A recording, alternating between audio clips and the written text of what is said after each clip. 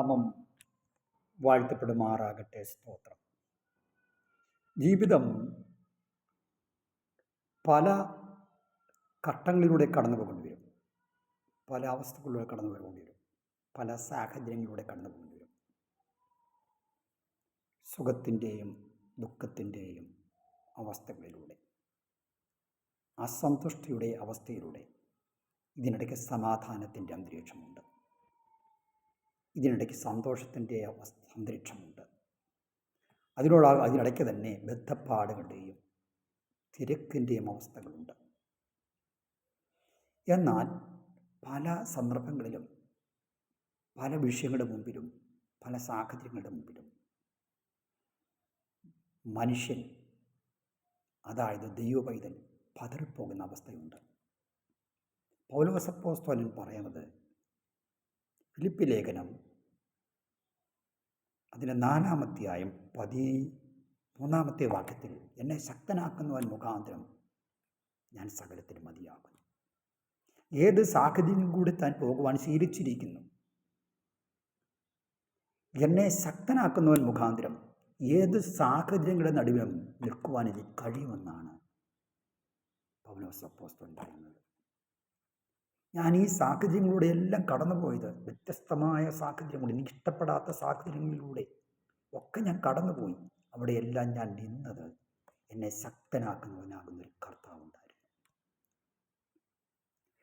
ദൈവത്തിൻ്റെ വചനത്തിലേക്ക് നമുക്ക് വായിക്കുമ്പോൾ കടന്നു വരാൻ കഴിയുന്നത്, യേശു കർത്താവിൻ്റെ അന്ത്യസമയം ഗെത്സമനയിൽ താനെ മുഴങ്കാൽമേൽ വേണ്ടി പ്രാർത്ഥിക്കുകയാണ്. പിതാവേ, നിനക്ക് മനസ്സുണ്ടെങ്കിൽ ഈ പാനപാത്രമെങ്കിൽ നീക്കണമേ, എങ്കിലും എൻ്റെ ഇഷ്ടമല്ല നിൻ്റെ ഇഷ്ടം തന്നെയാകട്ടെ എന്ന് പ്രാർത്ഥിച്ചു. അവനെ ശക്തിപ്പെടുത്തുവാൻ സ്വർഗത്തിൽ നിന്ന് ഒരു ദൂതൻ അവന് പ്രത്യക്ഷനായി. പിന്നെ അവൻ പ്രാണവേദനയിലായി അതിശ്രദ്ധയോടെ പ്രാർത്ഥിച്ചു. അവൻ്റെ വിയർപ്പ് നിലത്ത് വീഴുന്ന വലിയ ചോരത്തുള്ളി പോലെയായി. അവൻ പ്രാർത്ഥന കഴിഞ്ഞെടുത്ത ശിഷ്യന്മാരുടെ അടുക്കൽ ചെന്നു.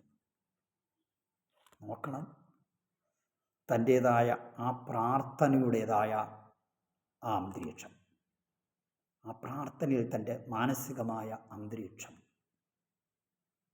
ഇതിന് നടുവിൽ നമുക്ക് കാണാനായിട്ട് കഴിയുന്നത്, അവനെ ശക്തിപ്പെടുത്തുവാൻ സ്വർഗത്തിൽ ദൂതൻ അവന് പ്രത്യക്ഷനായി.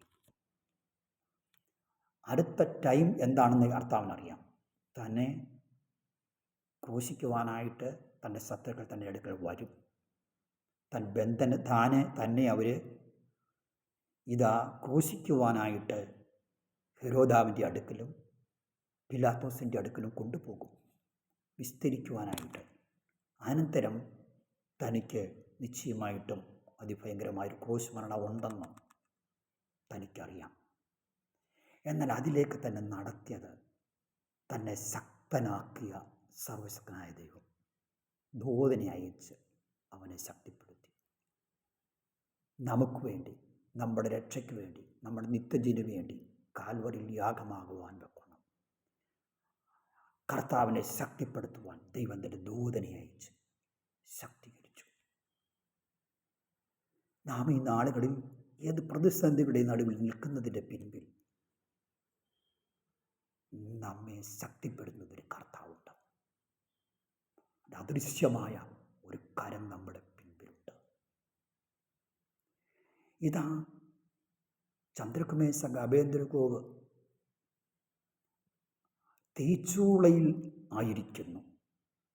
അവരവിടെ ആയിരിക്കുന്നതിൻ്റെ പിൻപിലെ സത്യം നമ്മൾ ഗ്രഹിക്കുവാനായിട്ട് ശ്രദ്ധിക്കുമ്പോൾ, നാലാമനായി ദൈവത്തിനോട് സദൃശ്യനായൊരുവൻ അവരോടുകൂടെ ആ തീരിങ്ങനെ നടക്കുന്നതായി കണ്ടു. അഗ്നിയുടെ നടുവിൽ അവരെ നിർത്തിയത് അവരെ ശക്തീകരിക്കുന്ന സർവശക്തനായ ദൈവമായിരുന്നു, ദൈവത്തിൻ്റെ കരമായിരുന്നു. എന്നെ കേൾക്കുന്ന ദൈവത്തിലെ, നിൻ്റെ ഏതൊരു സാഹചര്യത്തിലും ഏത് പ്രതിസന്ധിയിലും നീ പതറിപ്പോകരുത്. നിന്നെ ശക്തനാക്കുന്നൊരു കർത്താവുണ്ട്, നിന്നെ ധൈര്യപ്പെടുത്തുന്നൊരു കർത്താവുണ്ട്, നിന്നെ ബലപ്പെടുത്തുന്നൊരു കർത്താവുണ്ട്.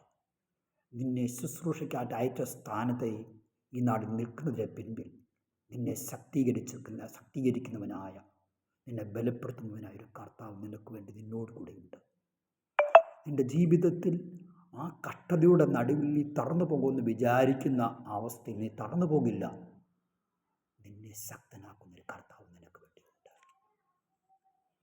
നിൻ്റെ ജീവിതത്തിൽ ഈ നാളുകൾ നേരിട്ടുകൊണ്ടിരിക്കുന്ന ആ രോഗത്തിൻ്റെ പ്രയാസ പ്രതിസന്ധി, അതിൻ്റെ നടുവിൽ നീ നശിച്ചു പോകാതെ നിന്നെ സൗഖ്യമാക്കുന്ന, നിന്നെ രക്ഷിക്കുന്ന, നിനക്കൊണ്ട് പ്രവർത്തിക്കുന്ന ഒരു അദൃശ്യനാകുന്ന കർത്താവ് അവിടെയുണ്ട്.